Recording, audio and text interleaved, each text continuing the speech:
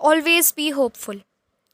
From every failures emerges new success. Her failure के बाद एक सक्सेस आता है। आई विश कि ऐसा आपकी लाइफ में कभी ना हो कि फेलियर आए, लेकिन अगर बाय चांस अगर आपको कोई फेलियर फेस करना भी पड़ता है तो अपने माइंड में एक होप रखना है कि सक्सेस ज़्यादा दूर नहीं है। यही चीज़ हुई है एक नील नाम के लड़के के साथ। उसका रिस्पॉन्स क्या था वो हम जानेंगे इस चैप्टर में। There was only one thing in the whole world that Niels wanted to do the most. It was flying an airplane. He was now in a class 12 and was preparing hard for the pilot training entrance exam. जो नील है उसका बस पूरे world में बस एक ही मकसद है कि उसे एक पायलट बनना है, और ये क्लास 12 में है। उसने पायलट ट्रेनिंग एंट्रेंस एग्ज़ाम की प्रिपरेशन की है बहुत अच्छी। For the day Neils finally took the exam. अब जब उसने एग्ज़ाम दिया he eagerly waited for the result. वो काफ़ी एक्साइटेड होकर अपनी रिज़ल्ट के लिए देख रहा था कि जब हम अच्छा एग्ज़ाम देते हैं तो एक्साइटमेंट तो होती है, क्या स्कोर किया है, कितने मार्क्स आए हैं। सो सब चीज़ के लिए वो भी बहुत ज़्यादा एक्साइटेड था। When they were announced, Neil's dreams was shattered. It had failed to make it.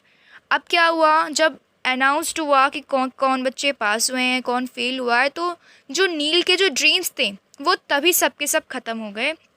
उसने सोचा था कि मैं पायलट बनूंगा, लेकिन जब वो पास नहीं हो पाया तो क्या होगा, उसका पूरा दिल एकदम टूट चुका था।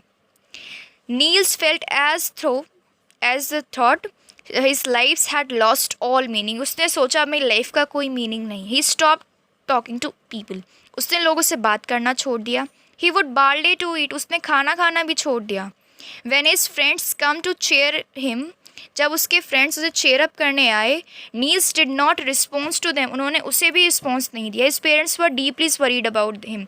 उसके पेरेंट्स काफ़ी डीपली वरीड थे उसके बारे में। वन इवनिंग, एक बार शाम को क्या हुआ, one evening, drownings deep in a depression, Neil sat in the balconies watching the sunset over the mountains, already dipped beneath the ridge. In the few minutes, the sun disappeared behind the glowing mountain range. Then darkness begins to set in all sides. Just then another light was seen.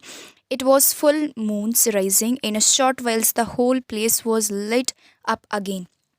अब जब वो शाम को balcony में बहुत ज़्यादा depressed हो गया था वो अपने इस फेलियर का सुन के, तो अब वो बालकनी में जब देख रहा था तब उसने देखा कि जो सन था वो डूब रहा था, सनसेट हो रहा था, माउंटेन्स के पीछे वो छुप गया और चारों तरफ अंधेरा हो गया।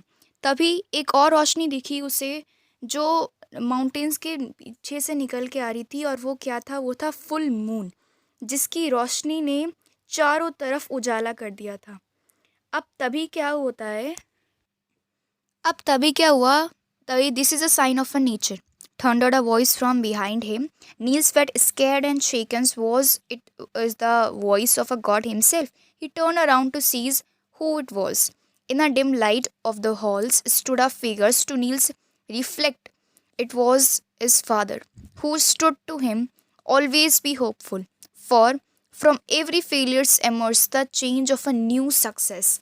अब पीछे से एक आवाज़ आई कि ये नेचर का साइन है कि अगर एक रोशनी नीचे डूब जाती है, अब सूरज सबको रोशनी देता है, अगर हम चाहें कि वो सारा टाइम रहे तो वो नहीं रहेगा, तो उसकी जगह जब वो ढल जाता है तो उसकी जगह चांद निकल आता है। दोनों अलग अलग हैं लेकिन रोशनी दोनों देते हैं, और दोनों का अपना अपना टाइम होता है निकलने का। अब वही चीज़ उसको उसके पापा उसे समझाना चाहते थे। जब वो आवाज़ आई पीछे से तो अचानक जब उसने आवाज़ सुनी तो वो डर गया, थोड़ा काँप गया। जब पीछे मुड़ा तो उसने सोचा मुड़ते मुड़ते कहीं ये भगवान तो नहीं बोल रहे पीछे से। तब जब वो मुड़ा तब उसने देखा कि उस काफ़ी डम डिम लाइट थी तो उसे अच्छे से दिखाई नहीं दिया, लेकिन फिर उसने ध्यान से देखा तो उसके फादर थे। अब फादर ने क्या बोला, ऑलवेज बी होपफुल, हमेशा होपफुल रहो। और क्या बोला, from every failures emerges the change of a new success. His father went on, nature's teach us that we should always be hopeful. Nature हमेशा हमें सिखाती है कि हमें हमेशा होपफुल रहना चाहिए। Here, when darkness comes, a new light emerges from its depth in our lives as well. When one possibility ends, another begins. Grasping and availing fresh opportunities, we can rise again by rethinking, replanning, and hard work. Always remember, every dark cloud has a silver lining. अब father ने क्या उस समझाया कि जैसे एक opportunity गई, सूरज गया तो चांद आ गया, उसी तरह हमारी लाइफ में अगर एक अपॉर्चुनिटी एंड होती है दूसरी आ जाती है। बस हमें उन्हें पकड़ना है, ग्रैस्पिंग, और उनसे अपना लाभ उठाना है। अब उनसे लाभ उठाने के लिए क्या करना पड़ेगा? रीथिंकिंग, दोबारा सोचना, रीप्लानिंग, पुनः विचार करना, जो हमने काम किया है उसको हार्डवर्क करना। और हर काले बादल के पीछे एक उम्मीद की किरण हमेशा छुपी होती है। These words becomes the bedrock of a Neil's life. From thence on he becomes a positive person. अब इन सब बातों का उसकी लाइफ पे इतना ज़्यादा प्रभाव पड़ गया कि अब वो पॉजिटिव पर्सन बन गया। आफ्टर रीथिंकिंग उससे दोबारा सोचा कि वो किस फील्ड में ज़्यादा अच्छा है, so he decided to becomes an architect. उसने एक आर्किटेक्ट, एक वास्तुकार बनने का सोचा। ही रीप्लान्ड हिज लाइफ, उसने अपनी लाइफ में कब से चेंजेस किए। रीप्लान मतलब to plan somethings again after setback. So उसने फिर क्या किया, उसने एक अच्छे आर्किटेक्चर कॉलेज में एडमिशन लिया विद अ हार्ड वर्क, अपने मेहनत से, and a single man dedication. हम जब मेहनत करते हैं किसी चीज़ को हासिल करने के लिए तो पूरा कंसंट्रेशन उसी के ऊपर था उसका, और अपने कंसंट्रेशन, अपने डेडिकेशन और हार्डवर्क से he become one of the most sought after architecture, सबसे ज़्यादा मांग वाला आर्किटेक्चर बन गया। He then remember his father's words, उसने तब अपने फादर की बात को याद किया। Every dark cloud has single lining, मतलब हर काले बादलों के पीछे एक उम्मीद की किरण छुपी होती है।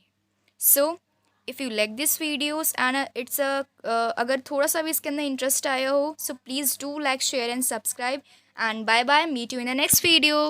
Bye bye.